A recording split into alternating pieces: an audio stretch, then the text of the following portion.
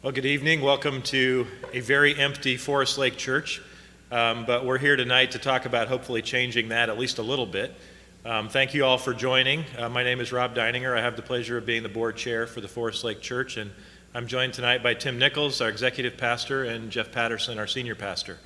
So our purpose tonight is to come together and create a forum for all of you to ask questions and also learn about what church will probably look like in a COVID era as we think about going back here in the next couple weeks. So I want to make sure you're aware that we want to have ample opportunity to answer your questions tonight as well. So there's a text number that will be on the screen that you can text your questions to.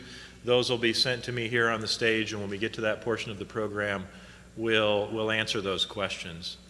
The administrative committee of the Forest Lake Church has been very involved in all of the COVID activities really since we closed down the church about 6 months ago. And I want to thank them for their leadership and for their dedication and for making sure that we take a disciplined approach that took safety first and the priority around safety for our members rather than being pushed and influenced by any public pressure to open early. So at our last meeting, we all agreed that we thought that it was time that we could begin the process of coming back in person. Obviously, we all want that, but we want to do that in a safe way that lets us come back in a methodical approach and follow good process that keeps us all safe. So with that, I'm going to let Jeff Patterson open us up with prayer, and then we'll move through the agenda tonight. Thanks, Jeff. Let's pray. Father in heaven, I thank you for this opportunity and for this technology that allows us to connect. And I pray, Lord, that in this time here, any questions in folks' minds will be made clear and that we will be able to communicate the plan in a way that's easy to understand. And Lord, we pray your blessing on all of these steps that we're taking. We are trying to understand our times and trying to act according to your leading as we understand it and in the best interest of our community. We pray, Lord, that that's what we've done and what we are doing. But we continue to be open to your Spirit. Lead us as we go forward. In Jesus' name, amen. Amen. So, Rob, I just want to take a minute here as we get going. Tim really has the details on this and has been carrying the coordinating role for the plan to come back. And really, every member on the staff has worked at great length to come up with this plan.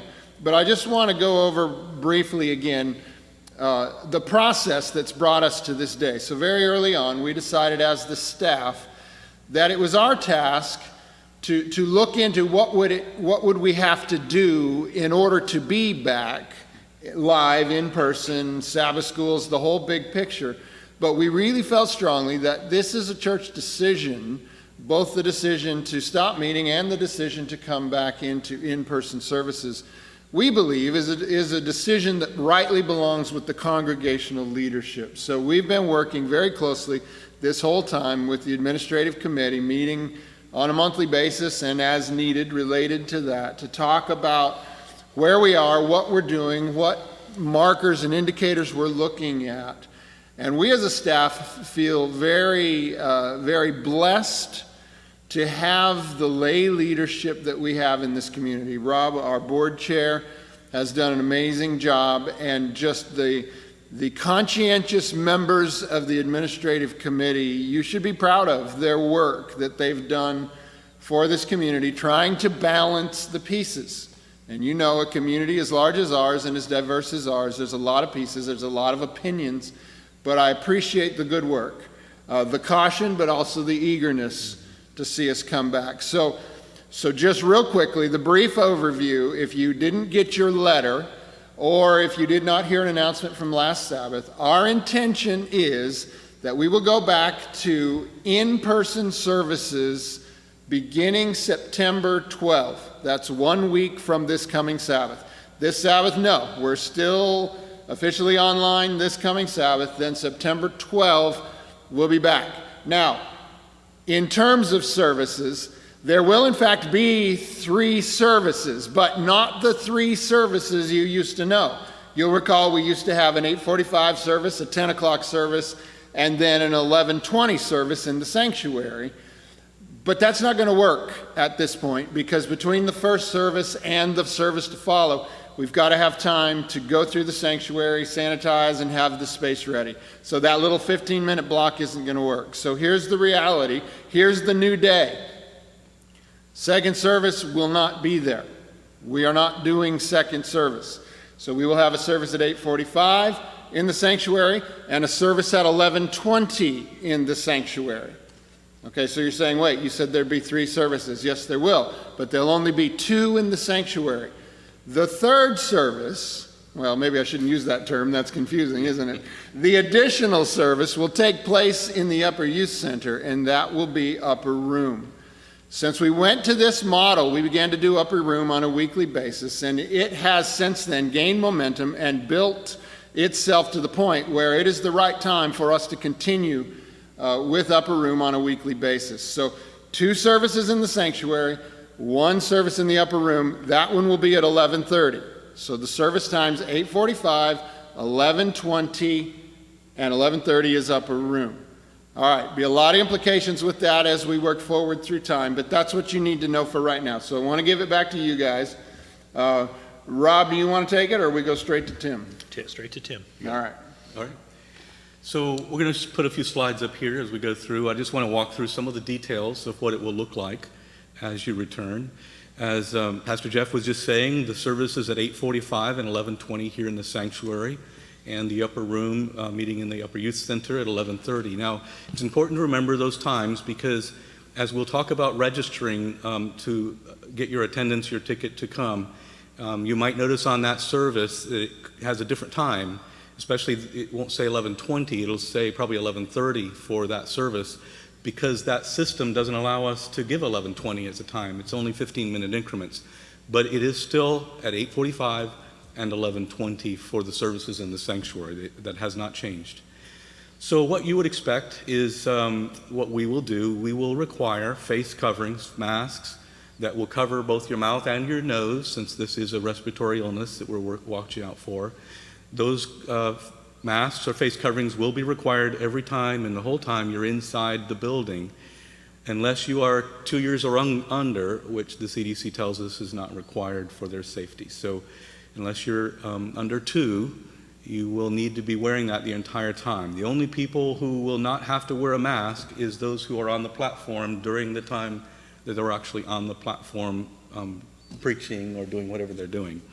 So be prepared. If you have your own, we encourage you to bring them and wear them. We will have a limited supply if you come and not have one with you, and we will provide that in that case. As you enter through the one entrance we will have, the main entrance of the lobby in the front here will be the only entrance available. We will be taking your temperature to check to help you to make sure that you're not already sick. And that standard, of course, that everyone uses, if you are under 100.4 in Fahrenheit, we will allow you in. So we will be doing temperature checks.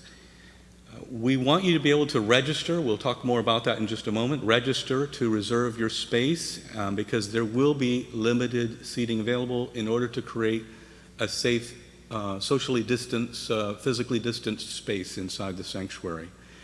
The other thing that you'll know is when you should come in and they check your registration in the lobby to make sure that your family has pre-registered, then ushers will help you find your seat. Now you may have some options, but it will be limited to the spaces that we will provide for that distancing plan.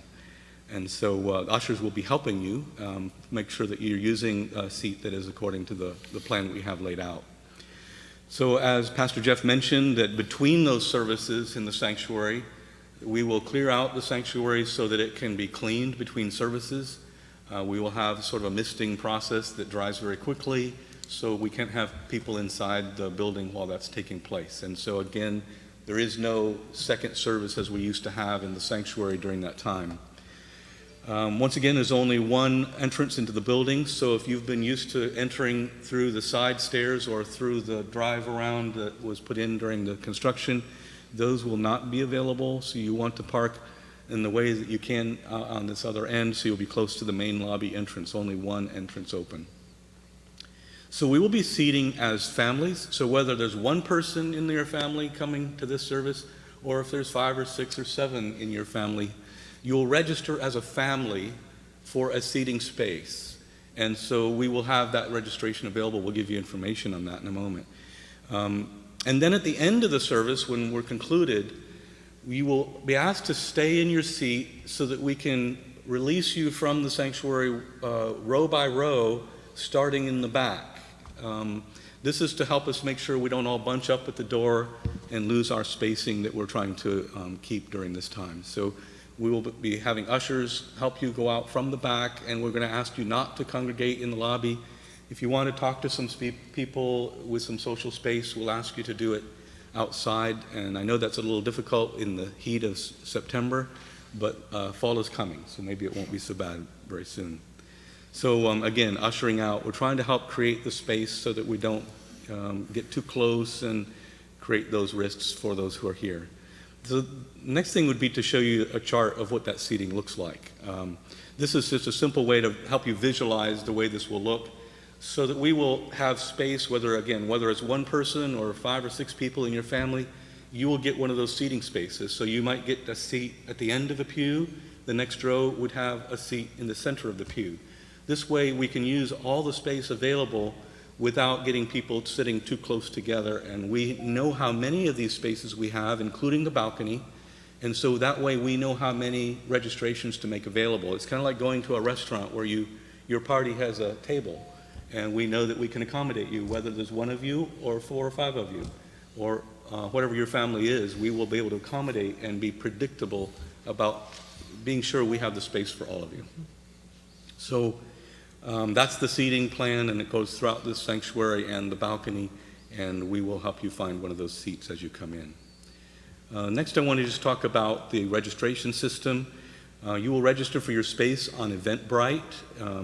Like I said, we know how many of those spaces we have, and so those are being set up for you to go in there and register. We will put the links for the services. All 3 of those services will have a link for the Eventbrite registration on our website, and we'll probably post those on our social media as well, so that you can go click on that, find the event, and register your family. That will be available, going live for the September 12th service, starting tomorrow, Thursday this week. You'll be able to go and register for the service on the 12th, and it will run through Friday noon of the next week, just before the service. But you don't want to wait till Friday, because they may be gone by then, who knows. We don't know quite how many people will try to get into the services, but if you want to get one of those spaces, you probably want to do that pretty soon, and I said they will be live tomorrow and available then. Then the weeks that follow, we will make those service registrations available for the following Sabbath, starting at noon on Sunday, ending on noon on Friday, just before the Sabbath. And so you'll know when they go live, so that you can try to get your opportunity, your space in advance, and know that you're secure with that. Each service, like I said, will have a separate registration. Choose the one that you intend to attend. Don't register for more than one service, because we want to share those spaces with everyone else, and we may need them all. So we want to try to distribute them fairly. So choose the service you plan to attend, and we will hold that space for you. Upper room has its own space. Their layout is a little different. They will be registering about 40 attenders for the upper room and be able to space them out in the upper youth center. They'll have a few more for those who are running the program and the musicians and such. So there'll be a total in that building of about 50 people. Well, if you're coming to the upper room for that service, you'll go to the stairs that go up to the front doors of the upper youth center. They will check your temperature, they will check your registration, then they will let you in the building. And then you will exit through the double doors going out the other stairway, and so that they will have a nice flow, keeping people protected coming and going. Same thing here in the sanctuary. We'll have you exit out a different side of the lobby from on the right side going out, instead of on the other side where people may be coming in or have access to come in the door. So we just tried to think of how to keep people from getting together and being bunched up in lots of groups, trying to make sure that people feel safe. We know that the people who want to come, maybe all ages, and we want, whether you're a vulnerable group or not, we want everyone to make sure that they feel safe being here. And so we have in mind creating a safe space for even the most vulnerable among us, and we hope that we can accomplish that. Let me just mention the Sabbath schools.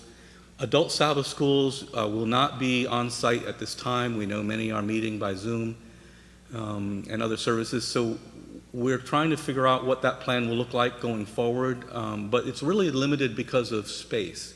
Most of our rooms aren't large enough to accommodate those groups of people that are in those Sabbath schools, so we don't have that plan in place yet, but we are aware that it's something we need to think about, and hopefully going forward we'll come up with a plan.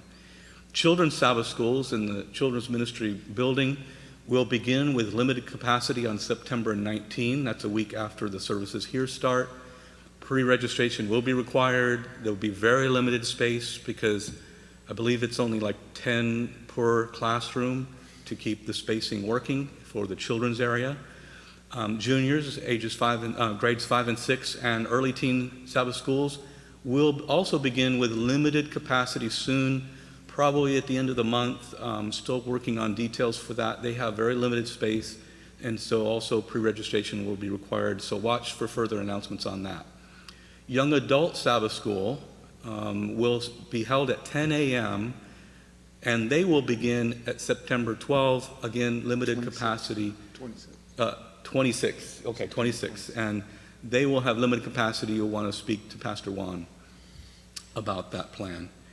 The youth, high school age youth, have already begun to meet with limited capacity and pre-registration, and it's worked out really well as they've just begun. And you want to make sure to be speaking with Pastor Mark about those opportunities. So those are the plans we have. There's still some things we're trying to ease our way in and learn as we go to make sure that we learn from our mistakes without having everybody involved in the mistake if we make one. And we think we're on the right track, and I think we want to show you a little bit of what it might look like as you come in the building. So the staff has worked to try to create a video. I haven't seen it yet, so I'll watch it with you. And we want to give you a little idea of what it might look like when you come in on Sabbath morning, September 12th. Hello, Forest Lake Church. We are so glad that we are almost ready to get back to live in-person services. But there's a few things you need to know and understand before we do that. And this video is to help you understand what it will be like when we come back. We'll be back, but some of the things are going to be different. For example, we want to do everything as safely as we can. So there'll be spacing and there'll be arrangements for how you sit and there'll be ushers, but you'll see all of that in a minute here. But I want you just to understand that. It's for safety that we're going this route. We will be having 3 services, but I want you to understand something very important here. It's not the 3 sanctuary services you've been used to traditionally. We will not be having the second service in the sanctuary. What we'll have is the first service at 8:45 and then another service at 11:20. That time in between the services we'll be using to clean the sanctuary and sanitize everything so that it's ready for the next service. So you ask, what's the third service? Well, the third service that's taking place will actually be the upper room service, and that will be taking place in the upper youth center. There'll be ways to register for each of these services that you want to be a part of, and you'll get information on that as we go along. But those are the services. There's just 2 in the sanctuary, and then 1 in the upper youth center, which is the upper room. That one will start at 11:30. So 8:45, 11:20 in the sanctuary, 11:30 is the upper room in the upper youth center. Now, very important point, no adult Sabbath schools for now. And the reason for that is there's really 2. One is we want to get our regular service routine down and in order before we get things more complicated. And second, just the reality of those Sabbath school classrooms. They're small, and you know how your class packs into that room. That's the exact situation that we need to avoid right now. So as we go along, we'll figure out ways to do it, and you'll be continuing, at least for a little while, a lot of you, with your virtual classes. We'll try to get back to those rooms as soon as they indicate to us that that's something that's safe to do, but not yet.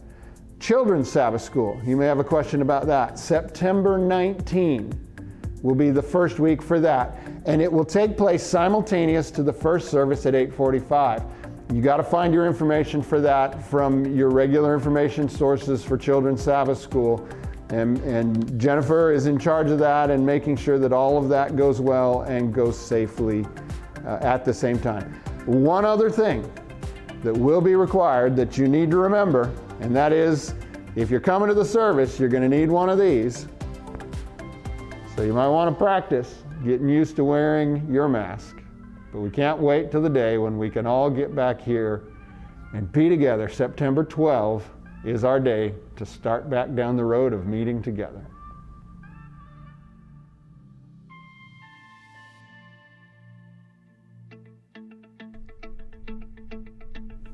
To meet CDC guidelines for social distancing, we are requiring tickets for entrance. You can register from our website or newsletter. Click on the link provided and you will come to this page. Click the green Register button. In the next window, click Register again. Put in your name, email address, and how many people are in your party. Make sure to include everyone coming with you. We can only admit those with tickets. They do not need to register separately as long as you include them here. Before you go, we'll remind you that you'll need a mask, and we'll also ask you to confirm you aren't currently experiencing any symptoms such as a fever or cough, and that you have not been in contact with anyone sick. Once you click Register, the ticket will be sent to your email address. You can print it and bring it with you, or just save it on your phone. If your plans change for any reason, or the number of people in your party changes, please edit or cancel your ticket to make your space available for someone else. To manage your reservation or cancel, find your email confirmation, scroll down to Order Summary, and click View and Manage Your Order. You can edit your ticket, cancel, or contact the organizer here. If you run into any trouble or have any questions about the ticket process, please call the church office during normal office hours at 407-869-0680. When you drive into our parking lot, remember we are only using our main entrance and the Upper Youth Center entrance for the upper room. As you walk up, one of our volunteers will take your temperature.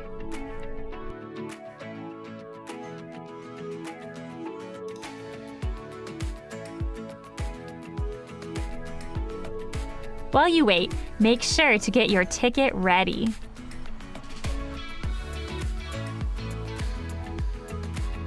After you receive your virtual hug, handshake, or high five, our ushers will meet you.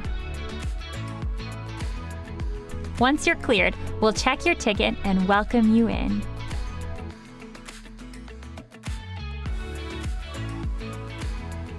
Please wait outside the sanctuary doors for your usher to seat you.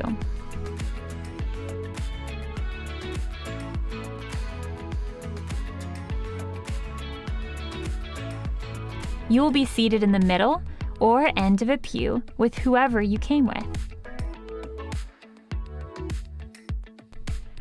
Should you need the restrooms just off the main lobby will be open for your convenience. Don't be in a rush to leave after the closing song. Our deacons will come and dismiss you, starting at the back of the sanctuary. Remember, Jesus did say, "The last shall be first."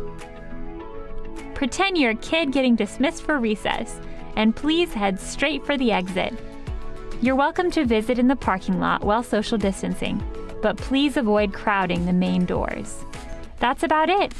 Our ticket registration will open at 12 p.m. every Sunday and close Friday that week at 12 p.m. So don't forget to get your tickets. You'll want to plan to arrive around 15 to 20 minutes early each week to walk through the process.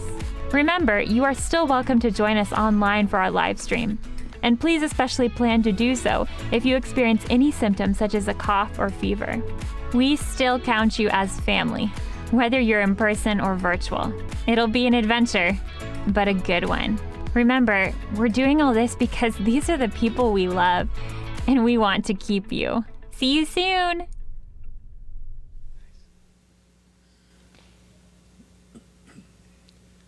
All right, well, that was a little humorous, but a lot of good content there, so hopefully you found that to be informative and also entertaining at the same time with our talented staff and their acting abilities there.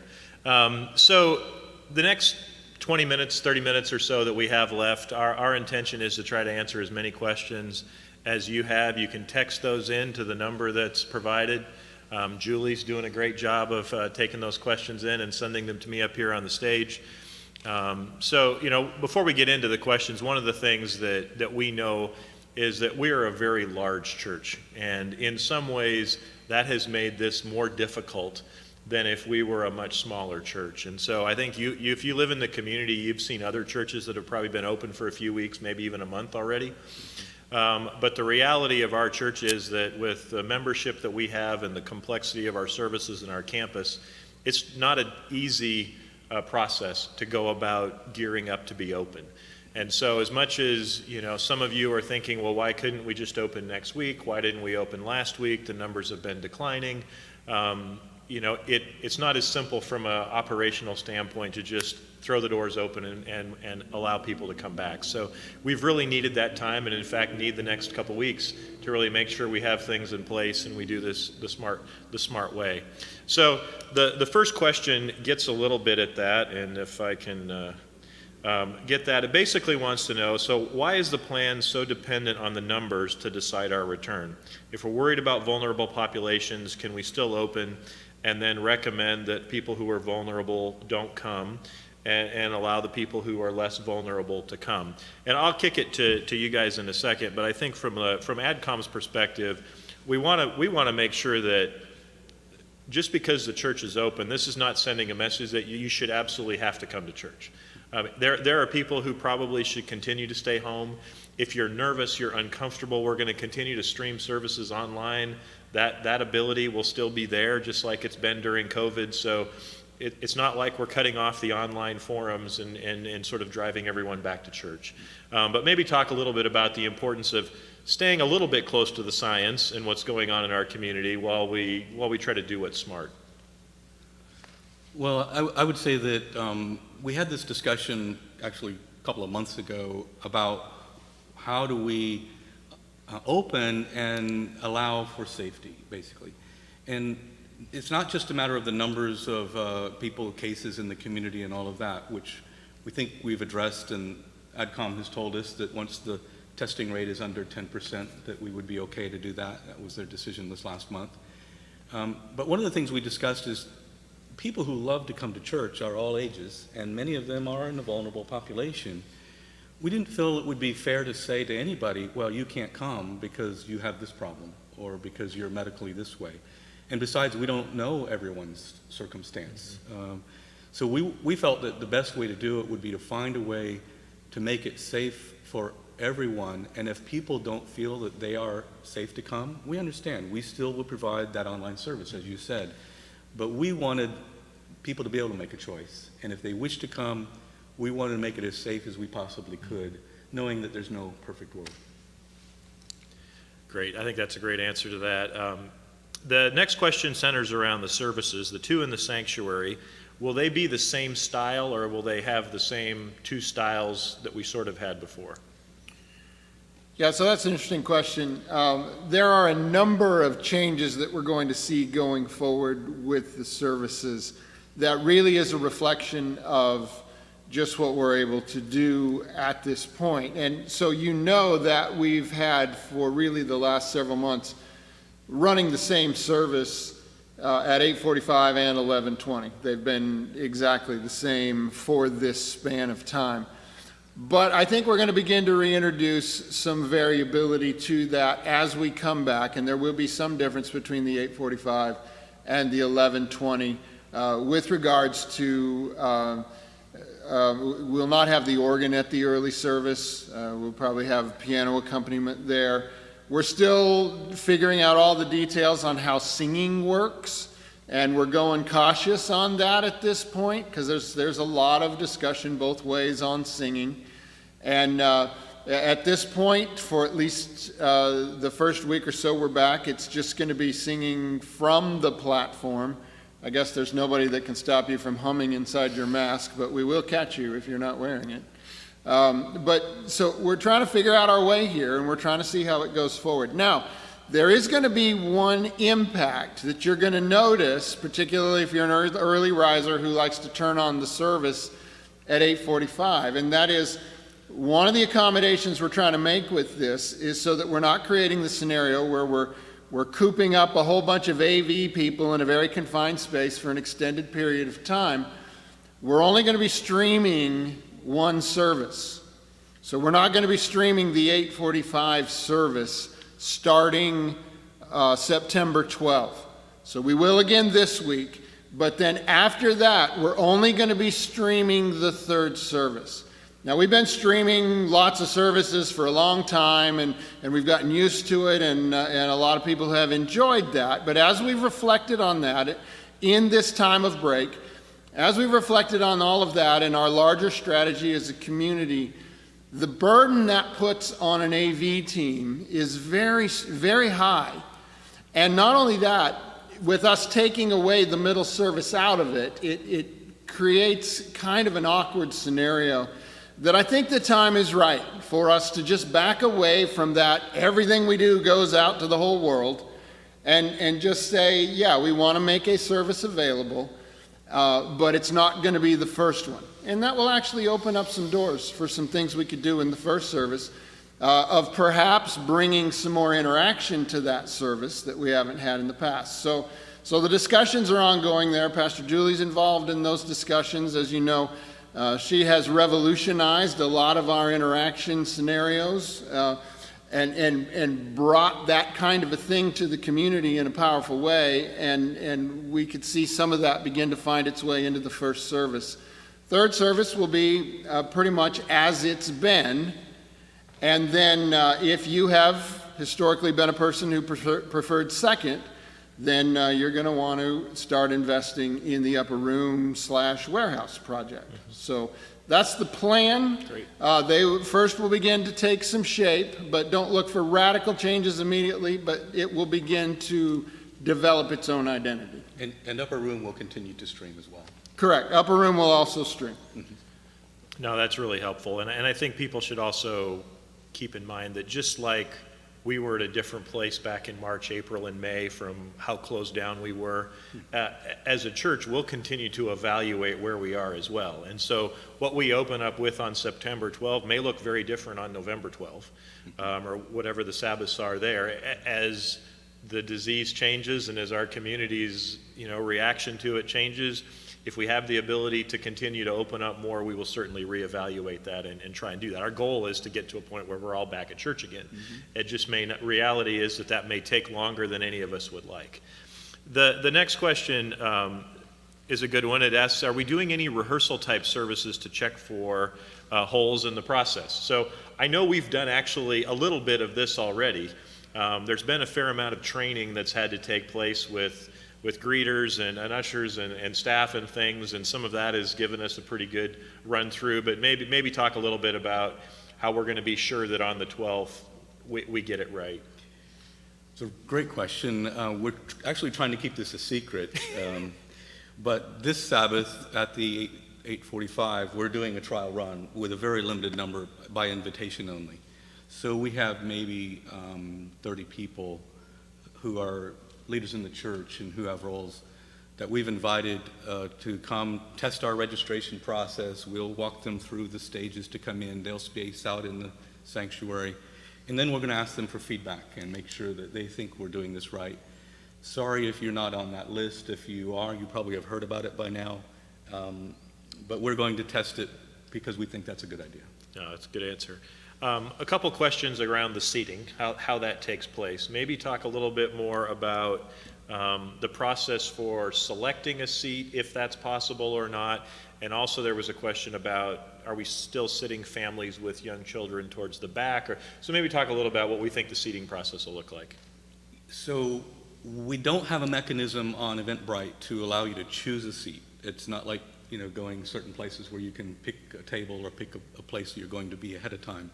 However, as you come in and the usher meets you at the door, it would be fine to say, I'd prefer to sit near the front if it's available, or I'd prefer to sit in the balcony if I can. And you should communicate that. If it's available, and it'll depend on who's arrived before you and where they've been seated. If it's available, we'll try to accommodate. I don't think that's a problem at all. It just will be dependent on who is already in the spaces because they are not pre-assigned. Can I also add to that? I think it needs to become a new part of our normal behavior that arriving right at the point where the service is supposed to start is on time is not really on time anymore, because the process of seating and going through all of that is going to take us a little bit longer, so that we're not consistently having to lag over into when we were supposed to be starting the service, just trying to get everyone here. If you're registering for the event, will you please make a point in the days ahead that 15 minutes ahead is on time instead of right at the last second is on time? That'll smooth this process out, and it'll help for the service to go off at the right time. And we really do have to keep everything moving, because we do have to have the full in-between time in order to get the sanctuary ready for the next congregation that's going to go in. So something you could do for us that would really help is, if you are registered, do what it takes to be here ahead of time so that you're in your seat and we're ready to go when it's time to go, and we don't have ushers continually moving around once the service has already started. And that would also help us with one of our concerns, and that is, as people are arriving at the one entrance, we really don't want to hope, that people are going to all be lined up and bunched together out there. So if everybody arrives at exactly that time, there'll be a line, and we don't want to have a big line out there. So, Tim, a good transition there. The related question on the seating. Mm-hmm. We're a family of 2. However, we consider our family bubble to be a total of 10. Would we make one reservation, or should we make multiple? Well, it would be easy for us to accommodate 5 or maybe even 6 sitting together. But if there's 10, it would be an entire row, mm-hmm. and it could throw us off a little bit in terms of creating the spaces between families. So if it's not too inconvenient, it would be best to do maybe 2 groups of 5. Mm-hmm. That way we can accommodate it much more easily. All right, good, thank you. One question around other types of services that we may have considered through the past months. So you've seen that some churches are having you drive up in your car and you turn into a radio station and you listen to church. Others have done outdoor church in an open air environment. I know we talked about a lot of this as an AdCom group and the options, and some of this gets back to the reality of our church. We're blessed in a lot of ways to have a very developed AV team with a pretty high-tech streaming platform. Most of the churches who chose to do drive-up didn't have that option. And so they weren't able to quickly pivot and be able to go to an online only, which is why a lot of them did that. The outdoor church, I think we'll look at all kinds of options as we come into the fall when you actually want to be outside.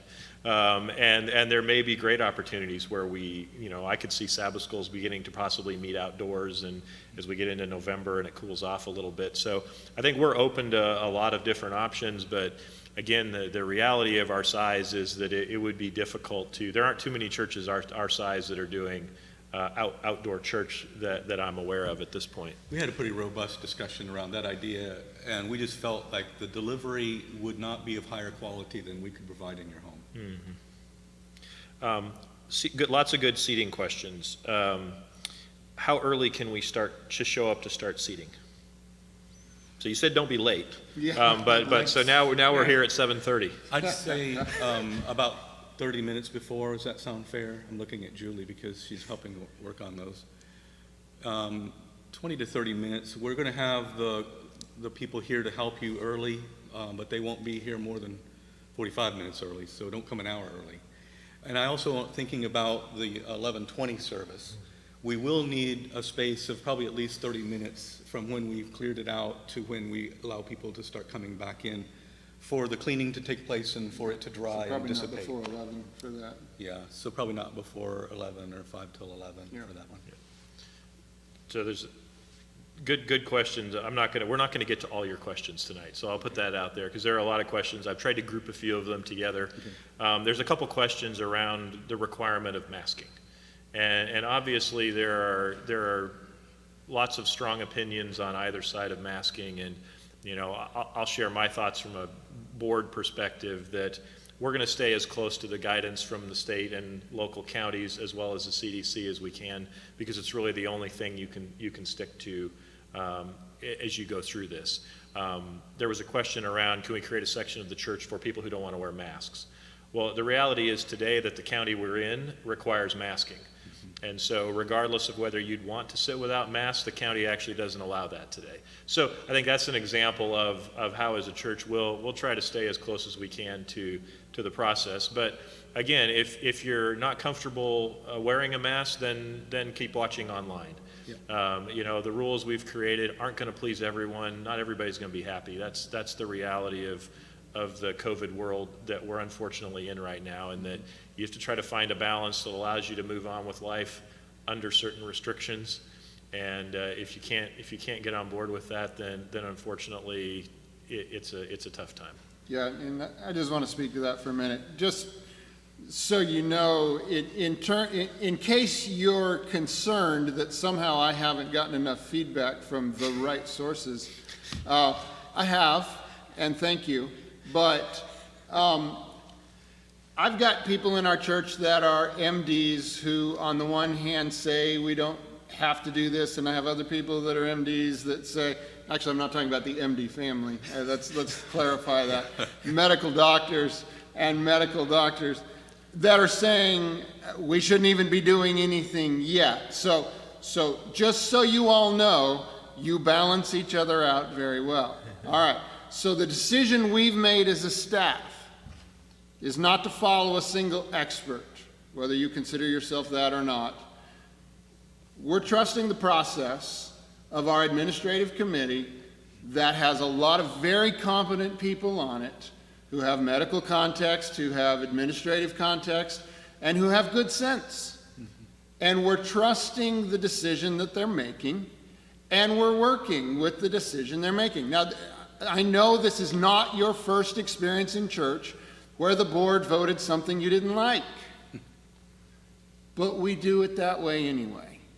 And so, like Tim said, if you really hate it, then just don't come. But it's not that bad. I'm actually learning to do it. It's not too bad. And I will add this point.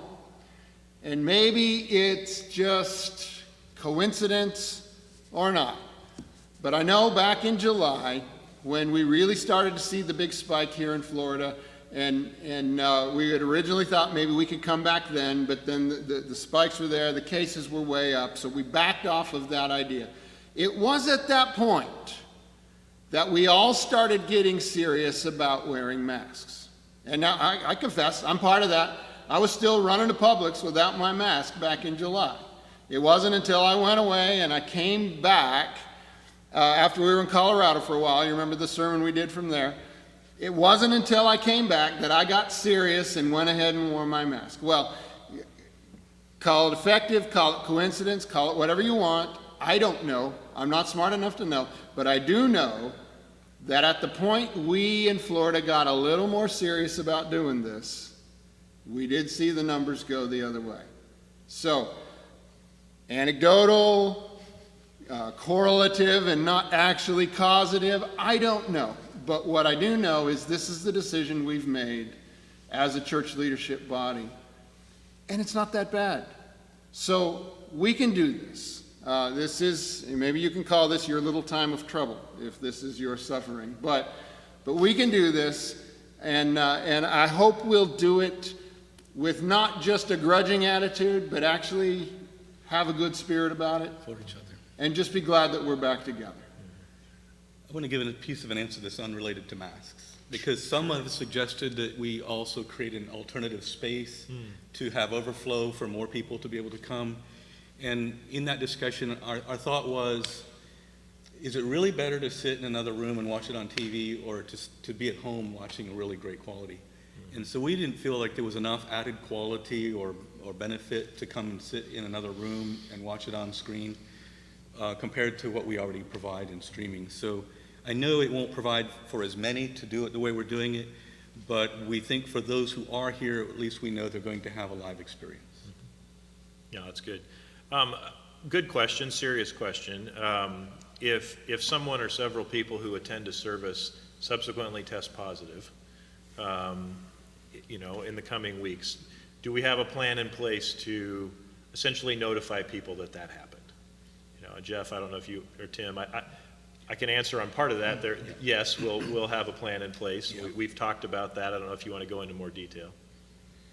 Well, first of all, we're going to ask you when you register the questions that are always asked of you, and this won't be the first time you've run into this, but we're going to ask you if you've been exposed, if you've been tested, all that series of kinds of things. Have you traveled to places? Have you been around people? We're going to hopefully screen that before we get there. And so we're doing everything we can to avoid that potential. And, we know that people could be walking around with it without any symptoms, and that's why it's important everyone wear a mask, whether you think it's wise or not, because we don't know and you may not know. And so if we do become aware that someone had it while they're here, we will need to find a way to communicate to the entire congregation. I think that's good. I've learned more about COVID in the last 5 or 6 months than I ever wanted to. And one of the things that we do know from the guidance is that exposure is defined as a number of things. It's proximity, but it's also time in proximity. And so, part of what we're doing and part of the plan is that even if someone were to test positive in the service, hopefully the design that we've had would not allow you to have been so close for so long without a mask that you rose to the level of being exposed and it became a problem. But we will certainly make the congregation aware. It's not going to be probably out of the question. I mean, we see that happening in schools these days. We see that happening in work environments. So it's not out of the realm to think that something like that would happen here. But I think what we've done is to put a plan in place that helps to really limit the ability of folks to contract the virus if we're all following the process that we've put in place. All right, let's see. We've got about 10 more minutes. One question regarding masks, will face shields work? If somebody wants to wear their face shield, do they also have to wear a mask, or are we okay with a face shield? We're splitting hairs now. Well, I believe it's a mask. you may want to answer, but face shields are different. There's different kinds of face shields, so it's really hard to answer that one directly. But the whole point here is to avoid the movement of air beyond your proximity. And even some masks, they tell us if you can blow out a candle through your mask, you probably aren't really effective with your mask. So, they're telling me I need to repeat myself because you couldn't hear it very well. So face shields are different, and not all of them are equal, because if the air can pass around through there and go to other people, it may or may not be effective. And as I was saying, even masks are not all equal. They tell us that if you can blow a candle out through your mask, it may not really be protecting you. We're probably not going to favor a shield. We'd prefer a good mask. I agree with that. I feel like Julie's texting me a question right now. Let's see.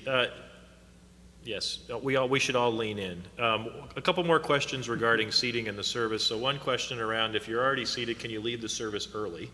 That seems like a yes. If you have to go to the bathroom or you have to get up, we're not going to hold you to you got to stay till the end. The other one is, if I get seated, Well, go ahead. I feel like you should stay to the end of the sermon. I'm just going to weigh in on that.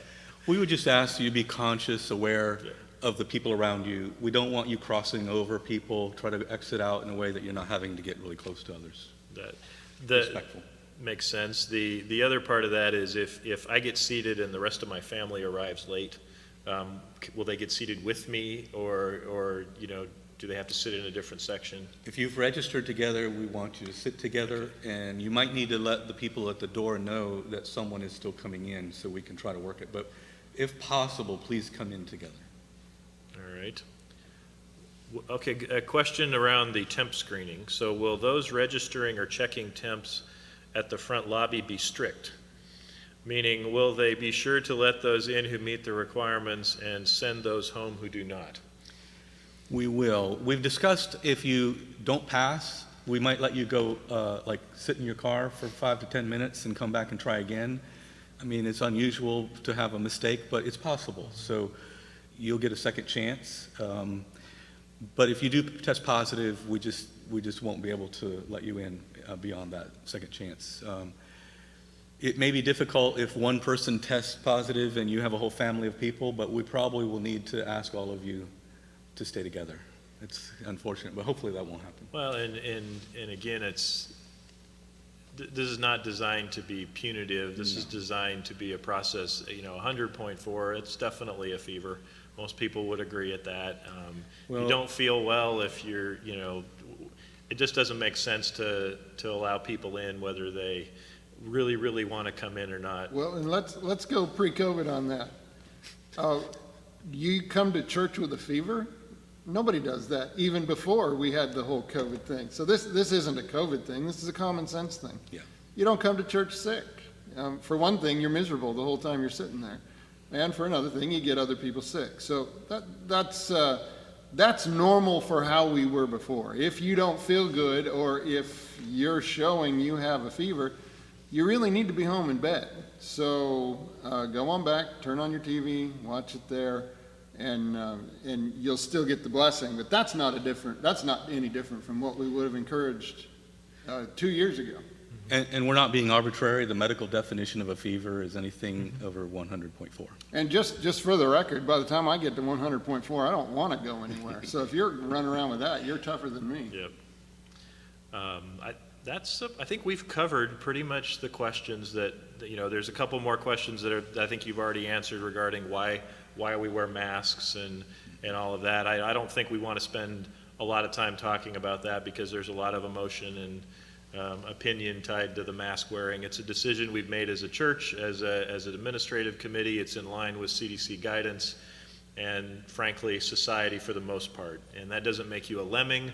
That just means that there's certain things you're willing to do as part of moving on with your life. And I wear a seatbelt in my car. I don't love it. I've been doing it since I was like 16. And before that, my parents never wore seatbelts, and they got over it. They wear seatbelts. Mm-hmm. So, if the worst thing I have to put up with for the next few months is wearing a mask, I'll be fine. Mm-hmm. So that's kind of how I look at it. The other thing that we've talked about is that we really do love everyone in this church, and we don't want to pick and choose who we care about most. And so when you think about it, we're really trying to do this for each other, to make worship a potential for every person who loves this church, and not to exclude people as much as we can help it. And so wearing a mask is a simple caring act towards each other. That's good. So I think that's it for tonight. We got answered a lot of questions. I want everyone to know that probably the most reliable way to stay informed will be to watch the services this coming week, and then the website and our social media for updates that come through as we get closer to the September 12th date. Again, the links and for Eventbrite and all of that will be made available on the website, on our social media platforms. I'm pretty sure you won't be able to miss that. But that will be really the best way to stay tuned in on exactly what to expect when you come. And if you watch this week, you'll see that video that we saw. We'll play during the service. Again, an opportunity for people to understand what we're seeing. But I'm really grateful for everyone who tuned in tonight, who listened. This town hall will get archived. If anyone missed it, they'll have a chance to tune in later and see what the service will look like. So I'm grateful to the staff, for Jeff and Tim, for the leadership in this and an opportunity to get us to a point where I think we're ready to open. So with that, maybe Tim, you can pray and close us out tonight, and then we'll be done. All right, happy to. Lord, we just are again thankful that you always watch over us through all of these trials. You have never forsaken us. You've always been near us. We know that because as we spend time with you, we sense your presence. So your love is ever strong, and we will see that you will bring us through this time.